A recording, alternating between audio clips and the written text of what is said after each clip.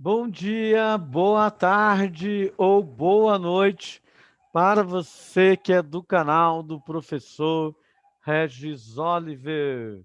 Você que é aluno da primeira série do ensino médio, tá bom? Estamos aqui para mais uma aula Ciências e Senso Comum. Vamos falar um pouquinho de ciência, né? O que é ciência e o senso comum, tá bom? Já falamos na aula anterior, esta daqui é uma adaptação da aula do Centro de Mídias, tá? Essa aula já aconteceu lá no Centro de Mídias, é uma adaptação.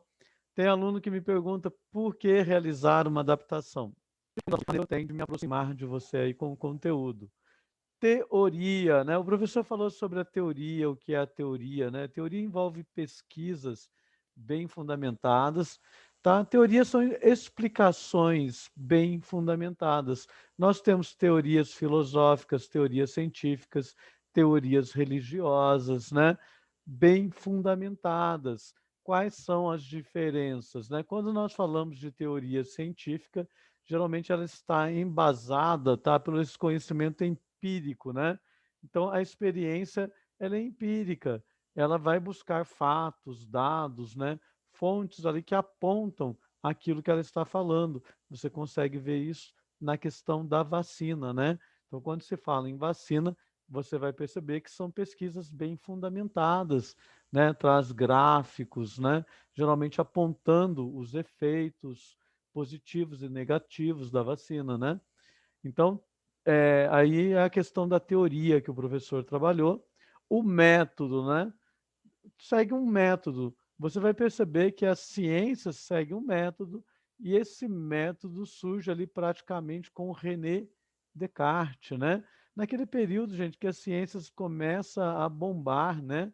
A partir ali do processo de industrialização, a partir de Galileu Galilei, né? Então você começa a perceber, né, que as ciências vêm tomando uma forma diferente e René Descartes vai trazer um método. É um método rigoroso, sistemático, né?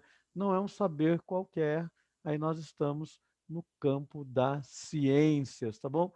O senso comum não, né? A gente percebe que o senso comum ele vai pulando de geração para geração. É o hábito, geralmente ele vem do hábito e do costumes, né? Generaliza, né? E ele não é bem fundamentado, tá? Alguém disse, deu certo e você parece que continua fazendo. É igual quando a gente fala no chá, né? No próprio chá que a vovó dava lá atrás. Não tem pesquisas científicas muitas vezes apontando os efeitos, né? Mas as pessoas tomam, né? Frases do senso comum também que não passam por esse rigor, né, científico da análise, da avaliação, tá bom? E o professor trouxe ali o John Locke, né? Por que que ele veio falar do John Locke? Porque a gente entra agora ali na teoria do conhecimento, né? Como a gente conhece, né? Como que nós conhecemos as coisas, o mundo, né? Então, quando se fala, você percebe que para conhecer precisa do sujeito que conhece, né? E do objeto, tá? E qual é mais importante? Quem é mais importante nessa atitude do conhecimento? É o sujeito ou é o objeto? Então, quando falamos do conhecimento empírico, é esse conhecimento que vem da experiência, né? John Locke. O John Locke vem dizendo ali que a nossa mente é um papel em branco. E a partir desse papel em branco, você vai escrevendo a partir das experiências, né? Conforme você vai experimentando.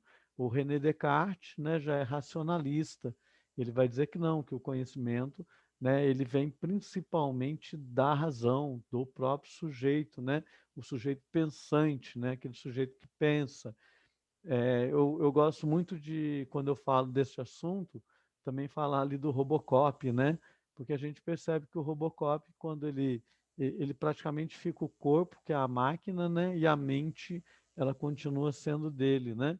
Então, é o sujeito pensante. E vai aparecer o filósofo Kant, né? Que vai falar do criticismo.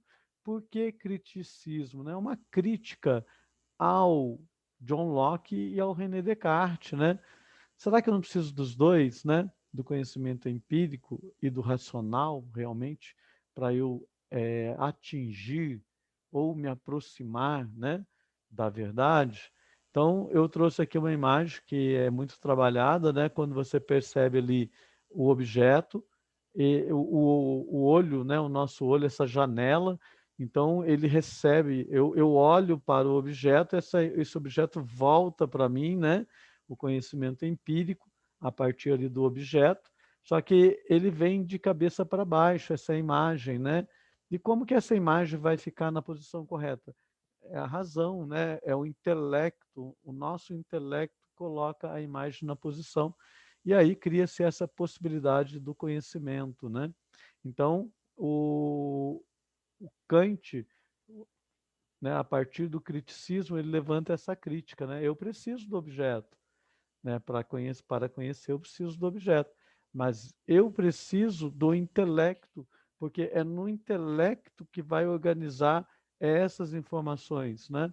Eu sempre comento assim, quando a gente fala do conhecimento empírico, quando você está andando na rua, vou dar o exemplo ali da Rua 7, porque tem muita gente, você parece que toda aquela imagem vem entrando ali na sua mente, né? Coisas que você nem quer, mas o que o campo da tua visão pega, ela vem entrando, né? E o teu cérebro, o teu intelecto é que vai organizando essas imagens dentro daquilo que há o seu interesse, né? Então, ao falar aí do John Locke, René Descartes, Kant, vai surgir a filosofia das ciências, né? Quando a gente fala da filosofia das ciências, Karl Popper e o falsificacionismo, né? Ele vai dizer para a gente o que é ciência, né? Segundo Karl Popper, ciências, ela é empírica. Então, as ciências é aquilo que pode ser falseado, né? Que é o que ele chama de falsificacionismo. Então, eu posso mostrar, né, a partir da experiência, se aquilo realmente acontece ou não, tá? Eu uso sempre o exemplo também, quando eu falo do cisne, né?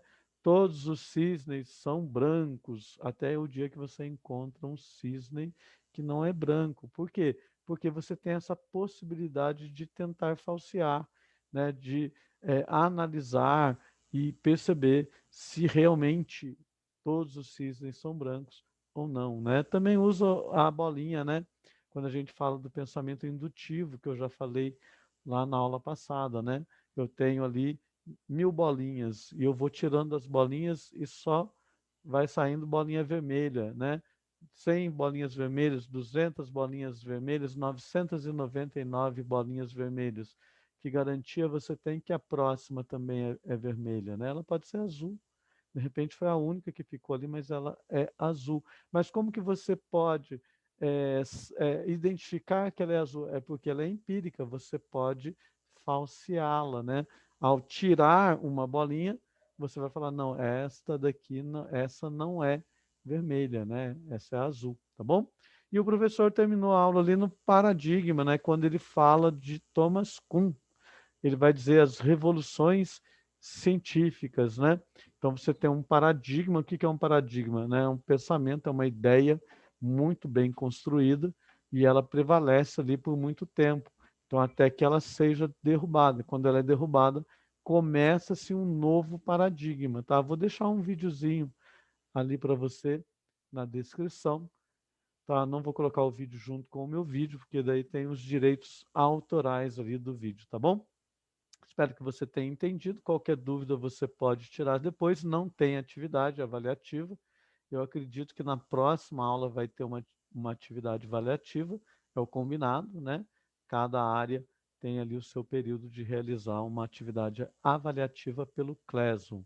Se inscreva no canal do professor, tá? A ideia aqui é a gente comparar, analisar de maneira crítica, né? As ciências e o senso comum, até pelo momento em que nós estamos vivendo, né? Esse momento da vacina, né? O que é ciência e o que é senso comum, tá? O que você percebe muito ali no WhatsApp é senso comum, né? São ideias que não são refletidas ou analisadas de maneira crítica, ela vai se espalhando, né? Alguém disse, então quando você fala, muitas vezes até de um medicamento que não foi comprovado cientificamente, ele não passou pelo crivo da análise, da pesquisa, da experiência, né? Ou se passou, aí sim, né, ele foi testado, foi avaliado e, ó, não funciona, tá bom? Então, é ciência. O senso comum, geralmente, ele generaliza, né? Ele não vai avaliar, ele não é crítico, né? Ele não avalia de uma maneira crítica aquilo que está sendo passado para você, tá bom? Muito obrigado. Até a próxima aula aqui no canal do professor Regis Oliver.